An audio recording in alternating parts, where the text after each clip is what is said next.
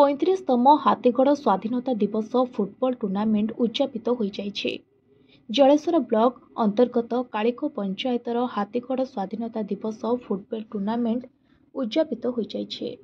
यह 35 वर्ष रे पदार्पण करथिबा बेले एही खेଳରେ ओडिशार विभिन्न जिला सहित पश्चिमबंग, झारखंड और आसाम राज्यर खेलाड़ी मानकु देखिबा पाई मिलिथिला।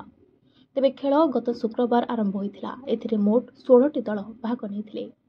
अंतिम खेल जमकाय क्रीड़ा संघ और किस्कु ब्रदर्स क्रीड़ा संघ मध्यरु होइथिला। उपविजेता भावरे 20,000 टंका सह पदक एवं विजेता भावरे 30,000 टंका सह पदक प्रदान करा जायथिला।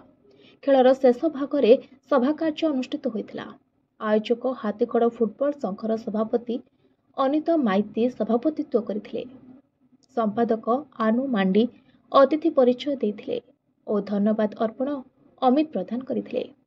मुख्य अतिथि भावरे हाथीगढ़ गाँवर समाजसेवी सोनू दास उपस्थित थिले। सम्मानित अतिथिंक मध्यरु उत्तम कांति जेना, प्रवीर दास, नाथुराम सोरेन, तरुण पट्टनायक माने उपस्थित थिले। तेबे खेल टॉस जोगे निर्णय होइथिला। उभय दल टाइब्रेक समान होइथिले।